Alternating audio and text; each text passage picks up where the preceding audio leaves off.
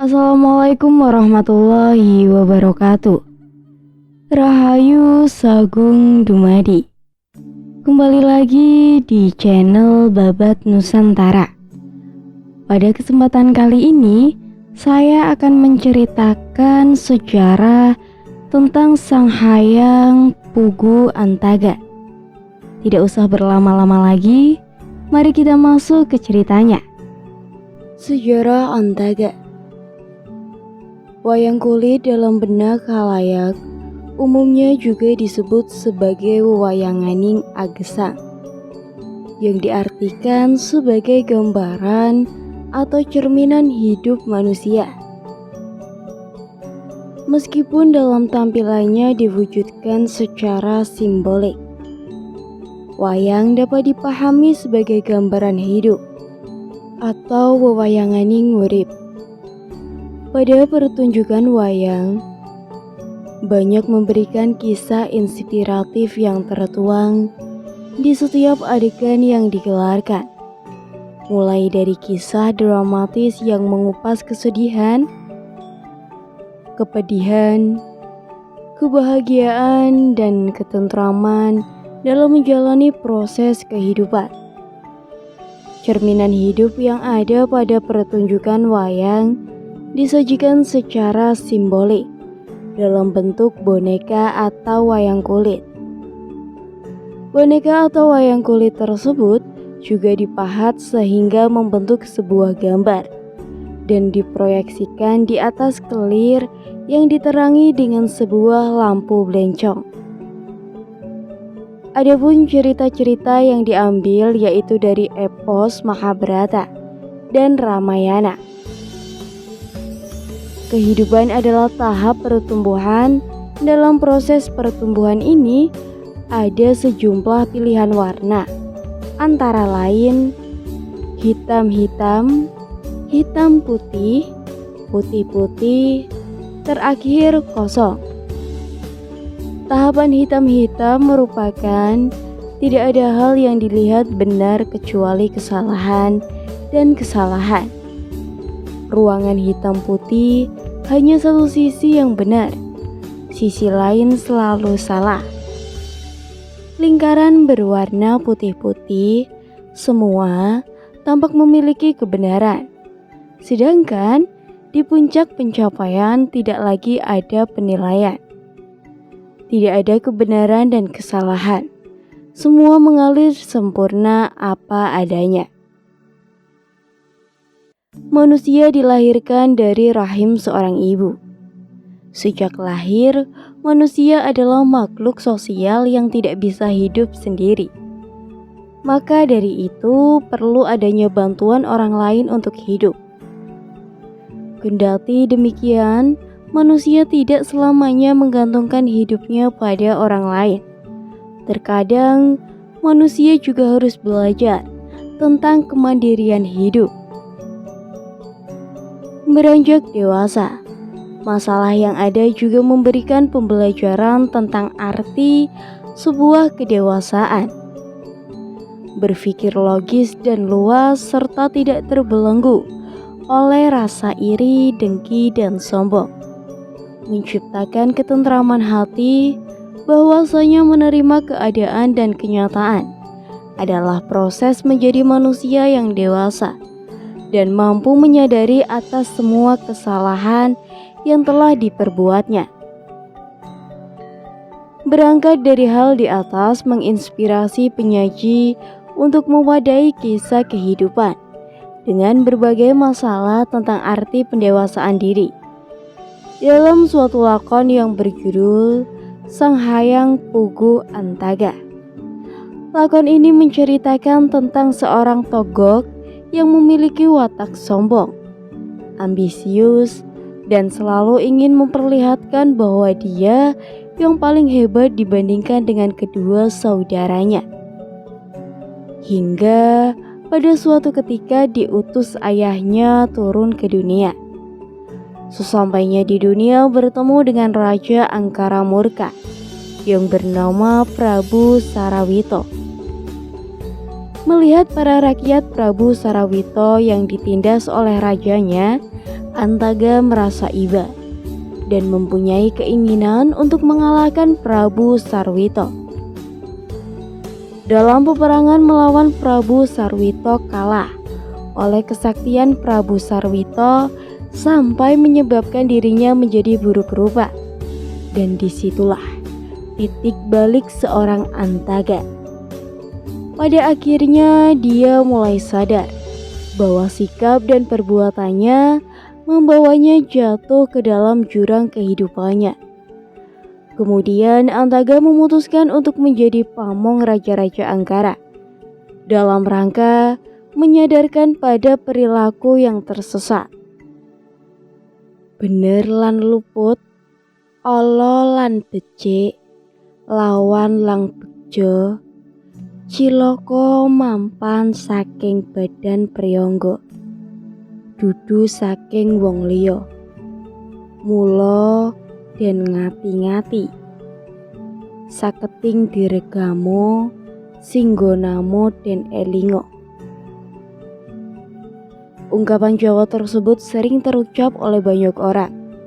Kalimat tersebut memiliki arti bahwa setiap manusia terkadang mengalami suatu kemalangan, nafsu yang berlebihan dan lupa. Hal tersebut menunjukkan bahwa manusia sering dikatakan makhluk yang sempurna. Ternyata belum sepenuhnya sempurna. Berpijak dari hal tersebut, penyajian mencoba mewadahinya dalam lakon Sang Hayang Pugu Antaga. Judul tersebut memiliki arti. Niatnya kuat dan tegaknya bulat seperti bulat telur. Dengan demikian, lakon Sang Hayang Pugu Antaga dapat diartikan sebagai kompleks perjalanan hidup seorang Antaga. Lakon ini mengisahkan tentang perjalanan Togog dimulai dari bernama Sang Hayang Antaga yang merupakan 3 bersaudara. Semuanya sama saktinya dan memiliki tingkat keegoisan diri yang berbeda-beda pula. Antaga yang merupakan keturunan dewa merasa jika dirinya adalah seorang yang paling sakti di dunia. Seakan-akan tidak ada yang bisa menandingi kesaktiannya. Singkat cerita, Antaga yang memiliki sifat angkuh dan sombong menentang Prabu Sarwita untuk beradu kekuatan. Ternyata dalam peperangan tersebut Antaga kalah atas Prabu Sarwito. Berawal dari kekalahan Antaga itulah ia menjadi sadar diri untuk lebih dewasa serta lebih berintrospeksi diri agar tidak termakan oleh egois dan kesombongan. Penyajian karya seni Sang Hayang Pugu Antagini bertujuan untuk menggarap diri dari ide atau gagasan pokok yang telah disajikan pada sebelumnya, yaitu mengenai hakikat kedewasaan diri dan introspeksi diri. Adapun manfaat dari karya ini adalah agar karya tersebut dapat menjadi sumbangsi pada dunia pedalangan, serta untuk menambah vakumbler lakon, baik bidangnya terdapat garap sanggit ataupun garap catur dan sabet, serta iringan sehingga kedepannya dapat dijadikan acuan pembanding untuk karya-karya berikutnya.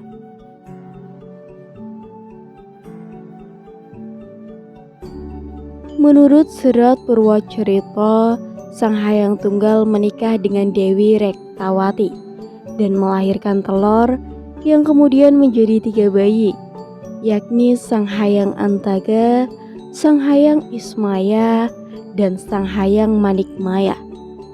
Sedangkan menurut Serat Purwakanda menceritakan bahwa Sang Hayang Tunggal dan Dewi Rektawati berputra 4 orang, yaitu Sang Hayang Pugu, Sang Hayang Punggung, Sang Hayang Manan, dan Sang Hayang Samba. Atas kehendak Sang Hayang Tunggal, Sang Hayang Samba ditakdirkan menjadi penguasa jagat Tribuana. Mendengar peristiwa tersebut, ketiga saudara lainnya bermaksud untuk membunuh Sang Hyang Samba. Akan tetapi gagal, karena diketahui oleh Sang Hyang Tunggal. Alhasil, ketiga putranya tersebut memohon ampun kepada Sang Hyang Tunggal. Karena perbuatan mereka berganti nama, Sang Hyang Pugu menjadi Togok, Sang Hyang Punggung menjadi Semar, Sang Hyang Manan menjadi Narada.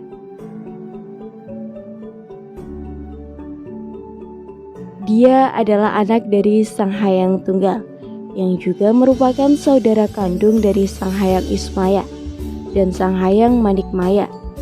Dikisahkan, jika Antaga dan Ismaya berkehendak untuk menjadi raja di Khayangan Suralaya, keduanya mengadakan sayembara untuk memakan gunung demi mendapatkan kursi ratu menggantikan Sang Hyang Tunggal. Antaga menelan terlebih dahulu sebuah gunung. Akan tetapi di tengah mulut tidak bisa ditelan lebih. Akibatnya gunung dimutahkan kembali. Kehilangan ketampanan Antaga membuat matanya membelalak. Mulutnya melebar dan berubah namanya menjadi Togok.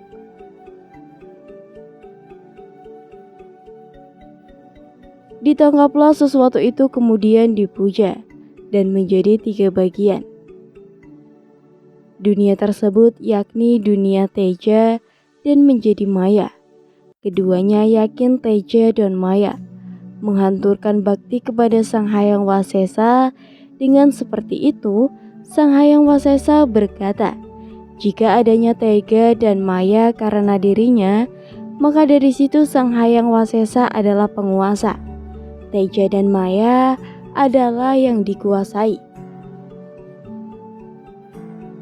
Sang Hyang Wasesa mempercayakan dunia seisinya kepada Teja dan Maya. Berawal dari kisah inilah Togok muncul, yang kemudian menjadi batur di muka dunia. Sanggit cerita. Berawal dari kegelisahan dan kegundahan hati Antaga yang merasa dia lebih tua dari adik-adiknya dan tidak dianggap oleh ayahnya. Karena disebabkan dari Manikmaya yang menjadi raja di Khayangan Suralaya.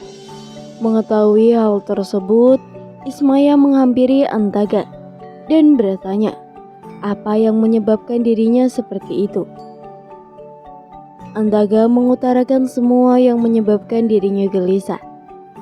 Antaga bercerita kepada Ismaya bahwa dalam keadaan ini, ayahnya Sang Hyang Tunggal tidak adil karena telah menjadikan adiknya jadi ratu di Khayangan. Menurut pendapatnya, ayahnya tidak menganggap keberadaan dirinya sebagai anak pertama. Seharusnya sebagai anak pertama, dia berhak menggantikan ayahnya untuk menjadi raja di Khayangan Suralaja. Tidak Manikmaya yang menurut dia anak baru kemarin sore. Belum tahu apa-apa, sudah dijadikan raja di Khayangan. Ismaya dalam hal ini mencoba menengahi permasalahan tersebut dan memberi penjelasan kepada Antaga agar tidak salah paham. Keputusan ayahnya menjadikan Manikmaya menjadi raja sudah menjadi kodratnya dan tidak sepenuhnya salah sang ayah. Penjelasan tersebut belum cukup bagi Antaga karena dinilai Ismaya memberi pembelaan kepada adiknya Manikmaya dan menyebabkan dirinya tambah marah dan benci akan hal ini. Terjadilah pertikaian di antara keduanya. Pertikaian tersebut dimenangkan oleh Ismaya dan menyebabkan Antaga pergi dari hadapan Ismaya. Sembali berkata, aku akan membuktikan diri bahwa akulah yang lebih hebat dari Manikmaya. Prabu Sarwita adalah salah satu ratu Sabrang yang sering menyiksa rakyatnya dengan menyuruh masyarakat menyerahkan seluruh hasil panen dan setiap rumah harus menyerahkan anak putrinya untuk melayani nafsu bejatnya. Prabu Sarwito berniat untuk menguasai jagat raya. dan ingin menjatuhkan tahta yang ada di Khayangan. Dia dengan para prajuritnya berangkat menuju Khayangan, sang hayang Manikmaya. Manikmaya dihadapi oleh Ismaya dan telah menjadi raja jagat Triloka. Ismaya memberitahu bahwa ketika Manikmaya menjadi raja Triloka, banyak yang iri dengan dirinya dan ada yang tidak setuju apabila dirinya setuju dengan dirinya menjadi raja di Triloka. Ismaya menjawab, kakak kita sendiri yaitu Kakang Antaga yang tidak menyetujui dengan adanya kamu menjadi raja di sini. Lantas Kakang Antaga sekarang di mana? Ismaya berbicara tidak tahu kemana perginya karena dia pergi tanpa memberitahu akan kemana. Antaga bertapa di Gunung Merapi, Gunung Chandrageni. Ketika bertapa ada sesuatu yang muncul dari dalam dirinya, yaitu seorang sosok raksasa yang berambut geni. Hal ini menggambarkan untuk dirinya yang bertapa karena amarah dan nafsu untuk mengartoni jagat Triloka. Setelah bertapa di Gunung Merapi tersebut, Antaga mendapatkan dari bertapanya adalah amarah yang menjadi-jadi. Akan tetapi menimbulkan kesaktiannya bertambah. Kemudian Antaga segera kembali dan menemui adiknya Manikmaya. Prabu Sarwito telah tiba di Khayangan, Manikmaya, dan berniat ingin menjatuhkan tahta Khayangan yang diduduki oleh Manikmaya. Mendengar perkataan Prabu Sarwito, Manikmaya merasa disepelekan dan dipandang raja yang tidak memiliki harga diri.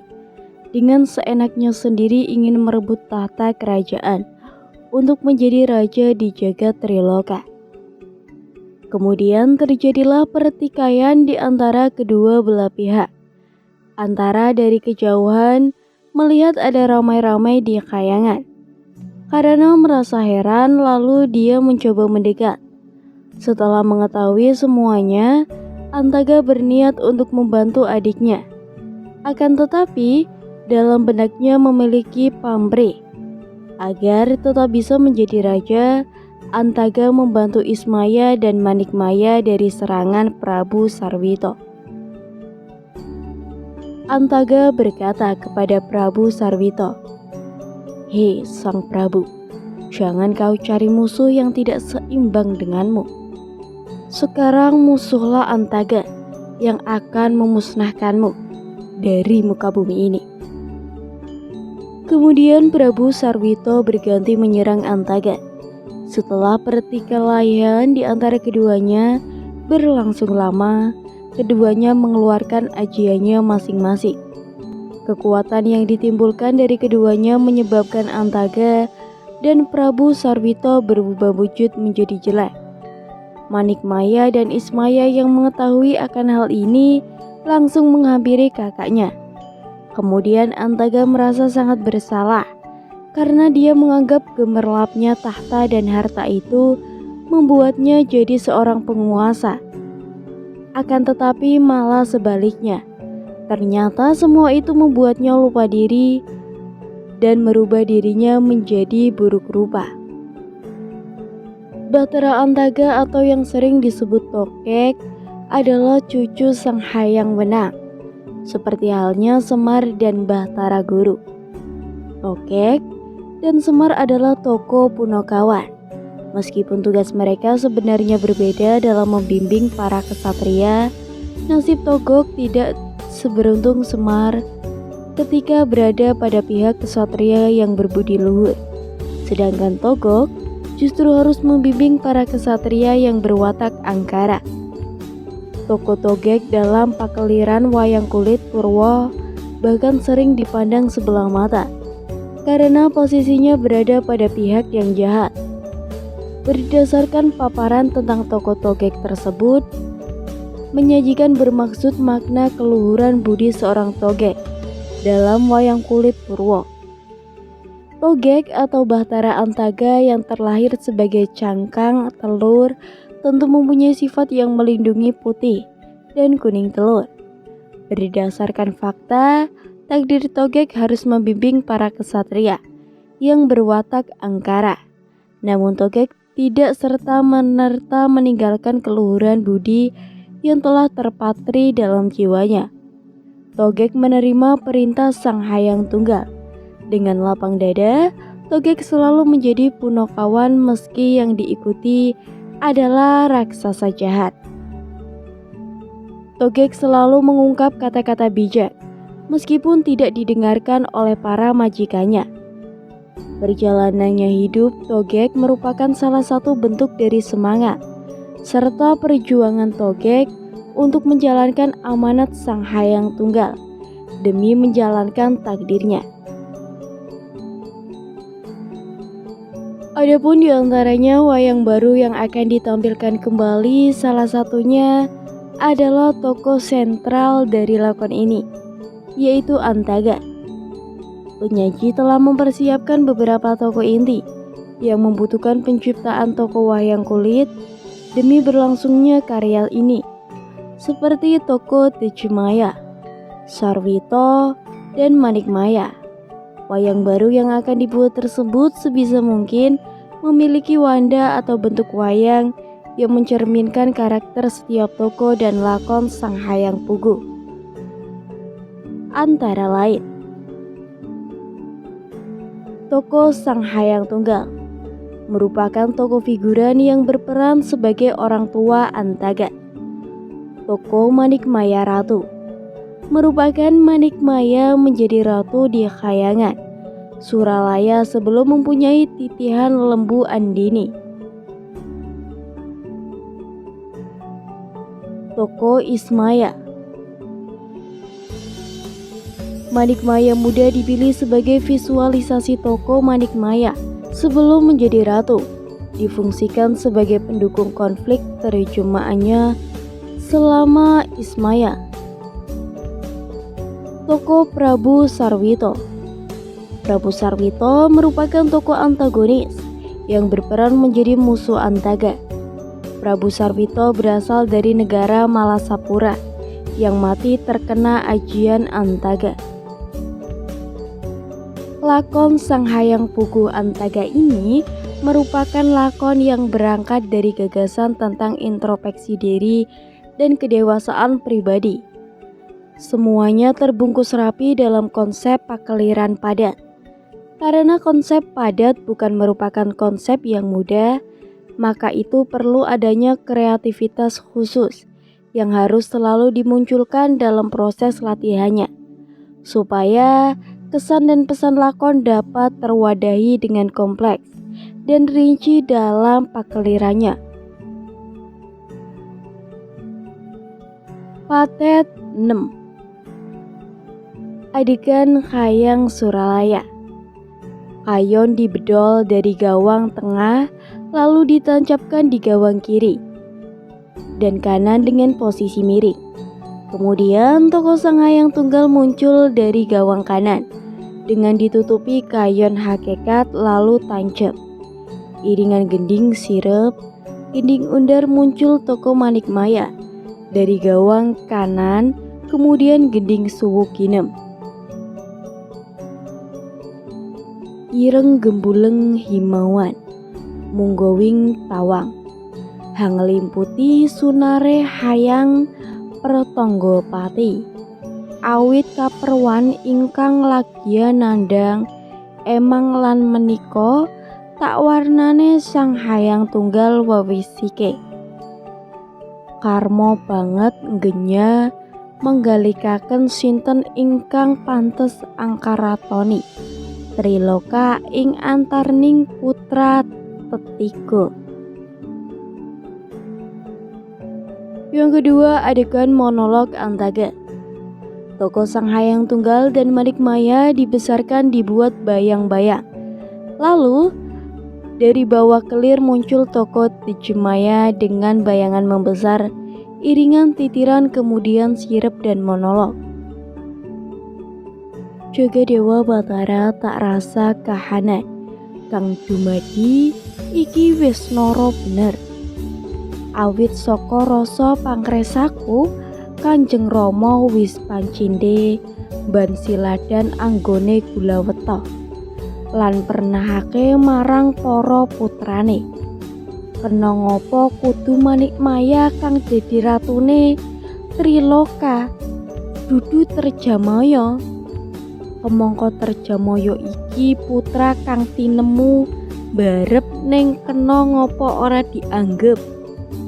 Yo yen pancen kudu kaya mengkene kahanane, aku bakal ngupadi Sarma kanggo mbuktekake menawa Tejmaya kang pantes ngratoni jagat Triloka.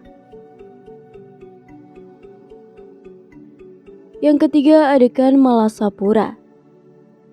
Singetan kayon tampil Toko Prabu Sarwito dari gawang kanan. Iringan ladang suara genan laras, selandong patet nemu lalu sirip janturan.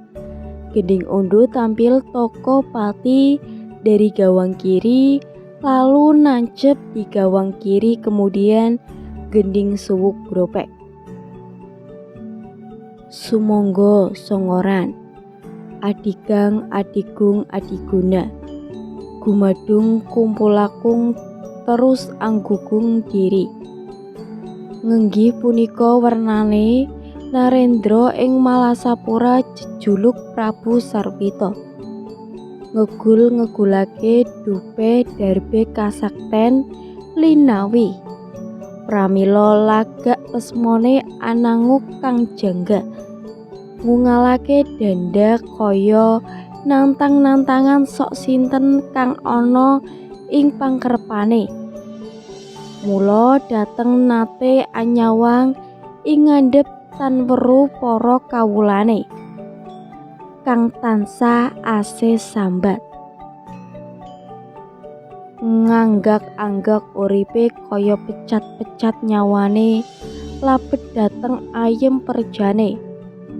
Kaidak kamardikane peninggul, katentramane kinarya anci-anci Narandra kang buru nafsu angujo hewan. Prabu Sarwito krem anggenyeng njajah praja ing cipta kadering dedaya Ratu Triloka.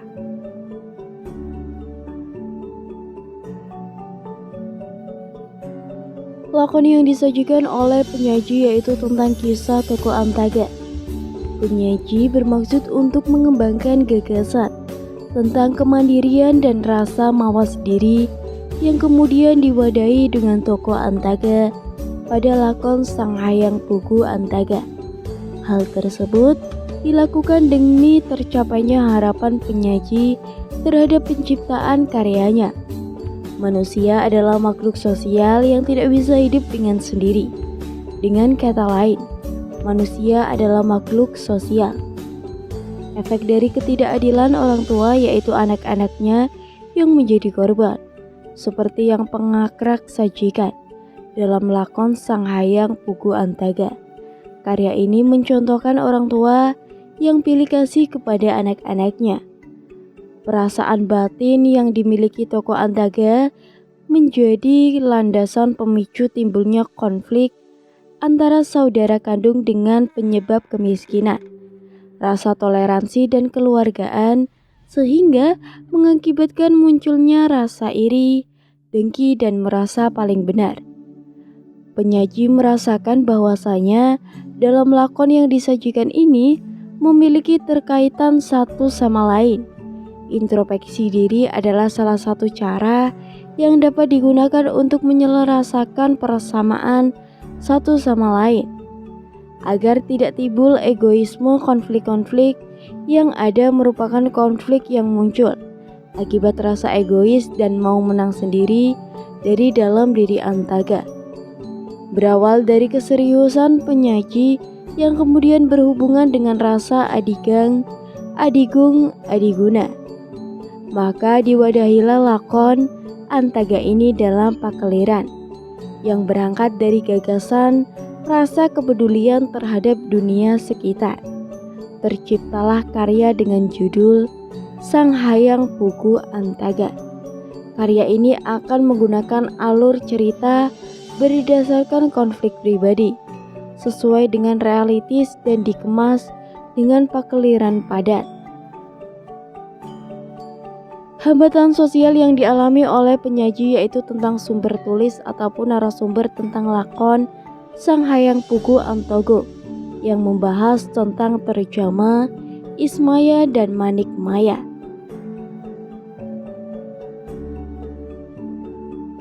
Lakon Laire Punokawan mengkisahkan perjalanan hidup Semar, Gareng, Petro, dan Bagong hingga menjadi Punokawan. Naskah lakon ini disusun berdasarkan ide bahwa Punokawan memiliki peran yang sangat penting dalam pertunjukan wayang, baik dalam epos Mahabharata maupun Ramayana. Penulis akan menyajikan dalam bentuk pakeliran padat dengan durasi waktu lebih kurang dari 1 jam. Untuk tujuan ini, penulis mencoba mencari sanggit lakon atau dokumentasi pementasan tentang lakon ini yang ditampilkan dalam bentuk padat, tetapi tidak penulis dapatkan.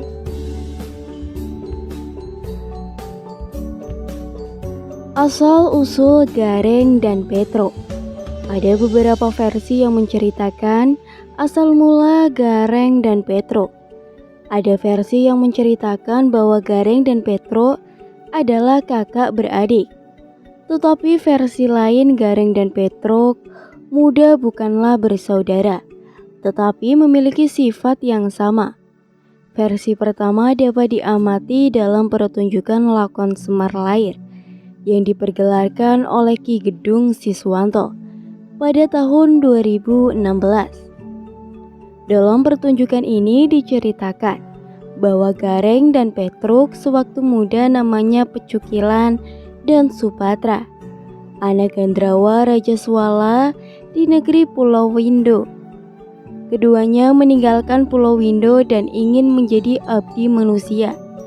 Di perjalanan, keduanya bertemu dengan Ismaya. Terjadilah perang. Oleh Ismaya, keduanya diajar sehingga tubuhnya rusak. Pecukilan mengaku kalah. Namanya diubah menjadi Gareng dan sanggup mengikuti Ismaya. Supatra bagian tubuhnya oleh Ismaya ditarik semua sehingga menjadi panjang dan diberi nama Petro. Cerita yang hampir sama disampaikan oleh Ki Purbo Asmara dalam bentuk pertunjukan lakon Semar Tumurun ing Markopodo pada tahun 2014. Diceritakan bahwa Gareng dan Petruk semasa muda adalah kakak beradik, anak dari Gandrawa Raja Swala di negeri Madayantara. Yang tua bernama Bambang Supatra, sedangkan yang muda bernama Bambang Pecukilan. Keduanya melakukan tapa agar kelak mampu menggantikan ayahnya menjadi raja. Bambang Saputra bertapa di Gunung Mandara, sedangkan Bambang Pecukilan bertapa di Gunung Awinda. Setelah keduanya selesai melakukan tapa dan memiliki kekuatan yang cukup, keduanya saling menyombongkan diri. Akhirnya terjadilah pertengkaran. Tidak ada yang menang dan tidak ada yang kalah. Ismaya yang sedang turun ke Marcapada mengetahui pertengkaran kedua kesatria tersebut. Ismaya berusaha memisahkan tetapi tidak berhasil. Oleh Ismaya, keduanya dihajar sehingga menjadi cacat dan mengaku tunduk akan Semar. Semar memberi nama baru Bambang Supatra dengan Petruk, sedangkan Bambang Pecukilan diberi nama Gareng. Keduanya mengikuti Semar menjadi pamong kesatria di Markapada. Cerita yang hampir mirip seperti di atas disampaikan oleh Ki Hedi Sugito pada tahun 2007. Dalam lakon Petruk Takon Bapo, dalam lakon ini Diceritakan bahwa Gareng dan Petro adalah adik kakak anak Resi Drembamua di Pertapaan Sela Gumilar. Petruk muda namanya Bambang Pecruk, sedangkan Gareng muda namanya Bambang Macukilan. Karena kesombongannya, keduanya saling bertengkar dan berubah wujud menjadi jelek. Semar berusaha memisah keduanya, tetapi tidak berhasil. Oleh Semar, keduanya disiksa sehingga akhirnya mengaku tunduk dan bersedia mengikuti kemanapun Semar pergi. Oleh Semar, Bambang Macukilan diberi nama Gareng, sedangkan Bambang Pecruk diganti nama menjadi Petruk. Versi kedua, Petruk dan Gareng muda semula adalah tidak bersaudara. Sunarto pada tahun 2012 menjelaskan bahwa Gareng dan Petruk semasa muda adalah satria yang tampan. Gareng adalah satria yang tampan dan sakti bernama Bambang Suksakti, putra seorang begawan Suksakti di Padepokan Bulu Kutiba. Bambang Suksakti memiliki tabiat yang tidak baik, yaitu sombong, congak, dan keinginan untuk menaklukkan dunia. Petruk muda bernama Pecuka Pecukilan adalah putra begawan Selantara. Petruk muda memiliki sifat yang hampir sama dengan Gareng. Ia sangat tampan, kuat, dan sakti. Namun demikian, ketampanan dan kesaktiannya tidak diimbangi dengan sifatnya. Ia ingin menaklukkan semua yang dijumpainya. Suatu saat, Bambang Sukasti bertemu dengan Percuka Pecukilan. Oleh karena memiliki sifat yang sama, terjadilah perselisihan dan saling mengaku dirinya yang paling sakti. Tidak ada yang menang dan kalah. Terjadilah perang tanding yang memakan waktu yang sangat lama, sehingga kedua kesatria tersebut badannya menjadi rusak dan tidak tampan lagi. Pecuka Pecukilan tubuhnya berubah menjadi serba panjang. Hidungnya panjang, perutnya panjang, tali pusar bodong, tangan menjadi panjang. Sementara itu, Bambang Suksakti tangan menjadi bengkok dan kakinya pincang. Perselisihan itu diketahui oleh Semar, yang saat itu sedang turun ke Ngarcapada, akan menjadi pamong para kesatria. Kedua kesatria yang sedang bertengkar dipisah oleh Semar tidak mau. Oleh Semar, kedua kesatria disiksa sekalian, sehingga keduanya mengakui kekuatan Semar dan menurut perintah Semar. Keduanya diakui sebagai anak dan memiliki tugas selalu mengikuti kemanapun Semar pergi. Bambang Sukesti dianggap lebih tua dan namanya diubah menjadi Gareng, sedangkan Pecruka Pecukilan dianggap lebih muda dan diberi nama Petruk. Asal-usul Bagong.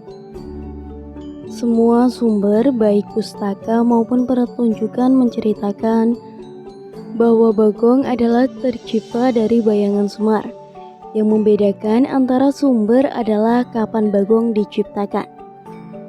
Dalam pertunjukan Ki Gedong Siswanto pada tahun 2016, Bagong tercipta sebelum Gareng dan Petruk mengikuti Semar. Demikian juga pertunjukan Ki Purba Semara. Dengan mengikuti logika ini, mestinya Bagong adalah anak tertua dari Semar. Cerita yang berkembang di Yogyakarta ataupun Surakarta, Bagong adalah anak terakhir Semar. Berdasarkan tinjauan pustaka dan tinjauan karya di depan, dapat disampaikan bahwa kisah lahirnya Punokawan masih menarik untuk ditampilkan. Penulis akan mengadopsi dari sumber-sumber tersebut untuk menyusun sanggit yang lebih tepat untuk disajikan dalam pertunjukan padat berdurasi sekitar 1 jam.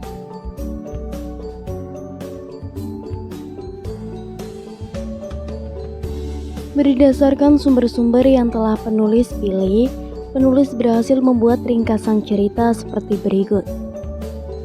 Ringkasan ini selanjutnya penulis kembangkan menjadi bentuk petunjuk. Patet Nem, sang hayang tunggal merindukan anak. Lahirlah sebutir telur. Telur tersebut kemudian pecah menjadi 3 kesatria tampan. Cangkang telur berubah wujud menjadi hayang Antaga. Putih telur berubah menjadi hayang Ismaya. Dan kuning telur berubah wujud menjadi hayang Manikmaya. Ketiga kesatria tersebut saling merebutkan kekuasaan dan hak dengan mengadu kekuatan. Ketiganya tidak ada yang saling mengalahkan. Hayang Manikmaya yang memang sudah memiliki watak licik dan cerdik mengusulkan kepada kedua saudaranya bahwa barang siapa yang mampu menelan dan memutahkan anak gunung Mahameru, maka dialah yang paling tua dan memiliki hak untuk menggantikan kedudukan orang tuanya kelak. Hayang Antaga yang memiliki sifat congak menyetujui dan ingin mencoba yang pertama kali. Ia tidak berhasil menelan tetapi malah mulutnya sobek dan wajahnya jelek. Giliran berikutnya Hayang Ismaya mencoba. Ia berhasil menelan anak gunung Mahameru tetapi tidak dapat memutahkannya kembali. Maka gunung berada dalam perut Hayang Ismaya sehingga wujud perutnya menjadi besar. Hayang Tunggal marah dan menghukum Hayang Antaga dan Ismaya untuk turun ke dunia menjadi pemomong satria. Hayang Antaga memiliki tugas menjadi pamomong kesatria tanah seberang yang memiliki watak angkara. Ia diubah namanya menjadi Togok. Hayang Ismaya memiliki tugas menjadi pamomong kesatria yang berwatak baik. Ia diubah namanya menjadi Semar. Yang Manikmaya diberi kuasa mengganti kedudukan menjadi raja di Khayangan. Sang Hayang Tunggal menyatu dalam Hayang Manikmaya. Petet Sanga. Di sebuah pertapaan di Gunung Penanggungan ada 2 orang kakak beradik yang tampan dan sakti, bernama Bambang Pacruk dan Bambang Pecukilian. Mereka adalah putra Prabu Selantara. Mereka berdua sedang bertapa untuk mendapatkan wahyu agar kelak mampu menggantikan kedudukan ayahnya menjadi raja. Setelah lama bertapa, keduanya mendapat wangsit kalau sudah waktunya jugar dan segera pulang untuk menggantikan Prabu Selantara sebagai raja.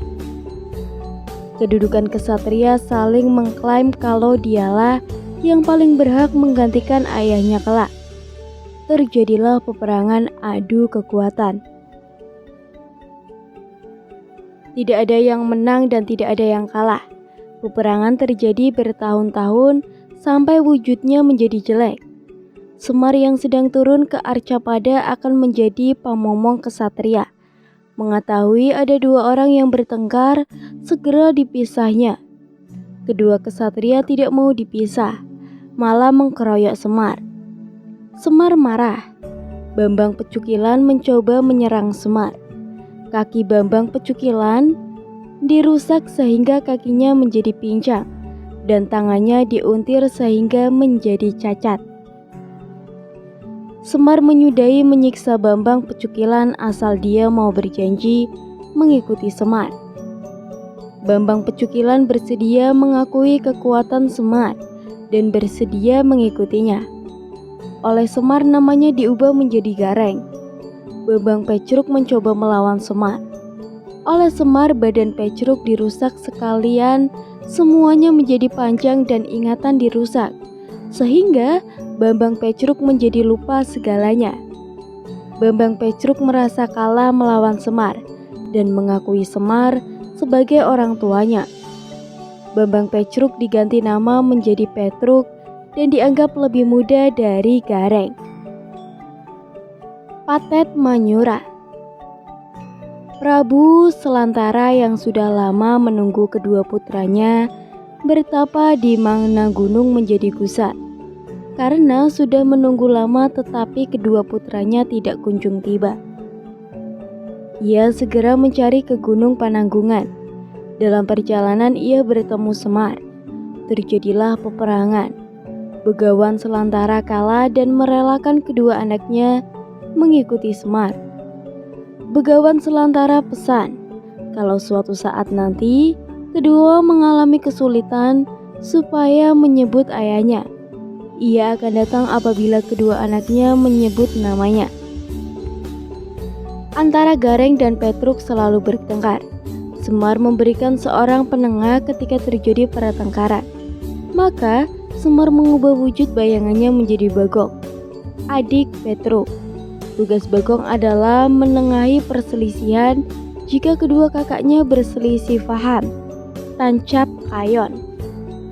Naskah lakon Lahire Ponokawan. Seperti yang dijelaskan di depan, bahwa pertunjukan wayang dirancang mengikuti pola pertunjukan wayang gaya Yogyakarta. Suluk dan gending yang digunakan adalah suluk dan gending gaya Yogyakarta. Patet 6. Iringan Pelayon Lasem. Visual pencahayaan sebutir telur cipta hayang tunggal. Iringan sesek bersamaan dengan visualisasi lahirnya Antaga Ismaya dan Manikmaya. Iringan Pelayon Tidulut Patet Sango. Ismaya Cepeng dan divisualisasikan berusaha menelan gunung yang diluluskan. Diilustrasikan dengan kayan. Ismaya berhasil menelan gunung dan berubah wujud menjadi Semar. Semar berusaha memutahkan gunung dari perutnya, namun tidak berhasil. Iringan sesek sambil berteriak kesakitan. Semar kentas ke kanan. Hayang Tunggal dihadap ketiga putranya yaitu Antaga, Ismaya, dan Manikmaya. Antaga dan Ismaya ditugaskan untuk turun ke Marcapada, sementara Manikmaya menggantikan Hayang Tunggal menjadi penguasa Triloka. Iringan Pelayan Telutur Irs Sang Hayang Putra Tunggal tancap di gedebok atas sisi kanan secara berurutan. Togok Semar dan Manikmaya tancap di gedebok bawah sisi kiri. Iringan Suwak dilanjutkan pocapan. Patet Sanga. Togok dan Semar turun ke Marcapada untuk melanjutkan tugas dari Hayang Tunggal. Keduanya berpisah untuk menjalankan tugas masing-masing. Pecruk dan Pecukulikan sedang bertapa. Keduanya mendapat wangsitan Jawata untuk mengakhiri pertapaan mereka. Mereka saling menyampaikan sama-sama berhak menggantikan kedudukan ayahnya menjadi raja. Hingga keduanya saling bertengkar. Selama bertahun-tahun, pertarungan mereka berlangsung imbang. Tidak ada yang menang dan tidak ada yang kalah.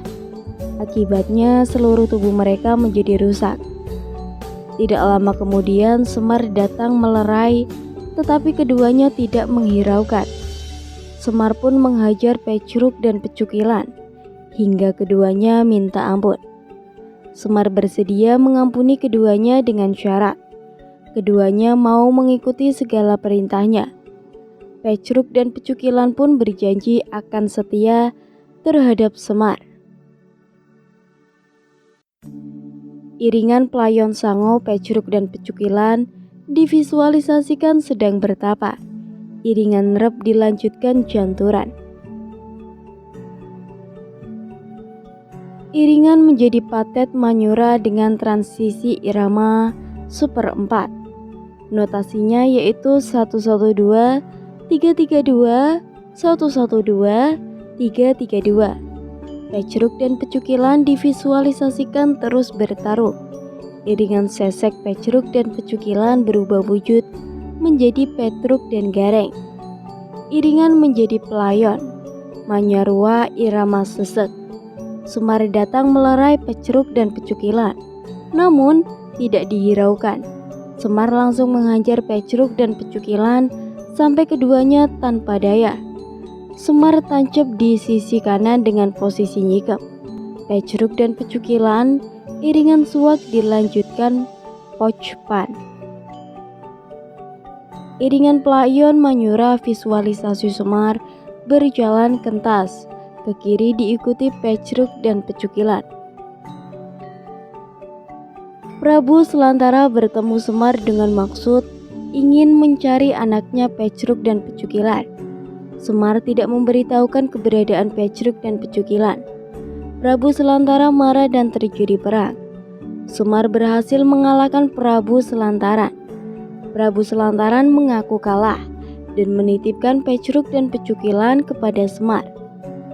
Prabu Selantara juga berpesan apabila kelak kedua anaknya mengalami kesulitan supaya menyebut nama Prabu Selantara, maka dia akan datang membantu kedua anaknya.